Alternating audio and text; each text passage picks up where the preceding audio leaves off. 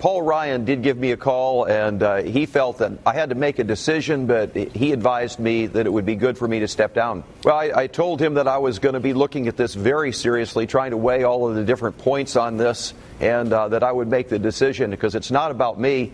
It's about trying to do the right thing and standing on principle. That was Missouri Congressman Representative Todd Akin acknowledging this morning that the vice presidential candidate called him personally, asking him to drop out of the Senate race.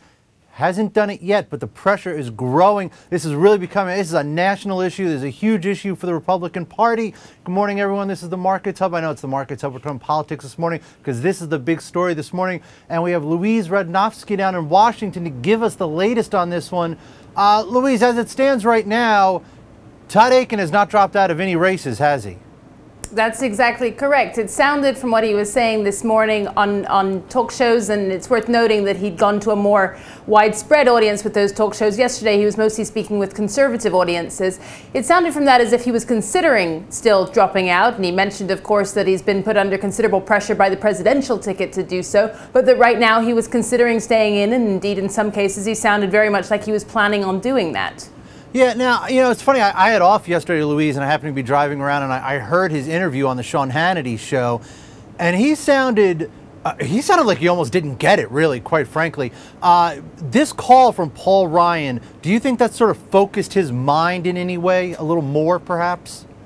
Well, some of the messages that were coming out of the campaign last night also seemed to indicate that he was going to try and push this as a sort of issue of him versus the liberal elite who are pushing him to get out of the race. That obviously becomes a little harder to do when the presidential ticket, perhaps former Governor Sarah Palin are among the voices calling for a candidate to get out of the race. But it certainly did seem to be a route that he was going down. Yeah, look, I mean, the liberals don't want him to drop out. They love it. They love this as an issue right now. You know, it's curious. We had his little soundbite where he said, you know, it's not about me, it's about principle. But it kind of sounds like he's making it about him, doesn't it? Well, the ideas that he was espousing, obviously there's a serious problem with the language they use, and that's really sparked the national outcry. But what makes this a politically difficult issue for the Republican Party is the ideas he were talking about, whether there should be an exception in cases of rape for abortion, are also part of the Republican Party platform now. So there's a number of different issues that Democrats are going to be able to seize on here. It's an issue that has support in the anti-abortion community, that there shouldn't be this exception. So I think that's what he's getting at. But of course, the language that he used is very much about him. Other candidates are being very certain to make sure that it's seen as all about him and distancing themselves from him incredibly closely. Right. Yeah. And Louise, you talk about this being, you know, his stance sort of being a central stance in the Republican Party, at least on the anti-abortion plank. He's still up in the polls. I mean, his lead is narrowed, but he is still up in the polls in Missouri, right now at least.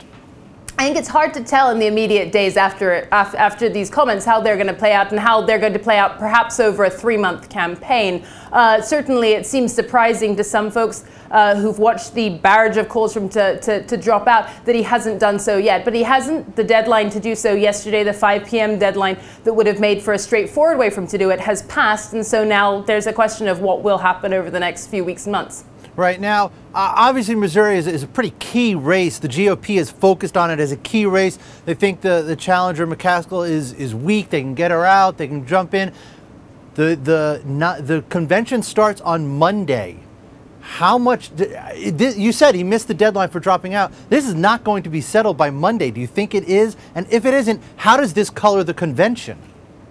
Well, it certainly makes the abortion issue front and center at the convention, not because Republicans want to make it that way. They, like Democrats, have said that all they want to focus on this year is the economy and jobs. But whether they choose to make it an issue at the convention or not, certainly their opponents will. For Democrats, this is indeed for Claire McCaskill herself, who's called frequently for Todd Akin to stay in the race. For Democrats, this is an issue that they really feel like they have good campaign grist to get on with working with. Yeah, absolutely. All right, Louise, thank you very much. Appreciate your time. Thank you. Let's get back to the campaign trail.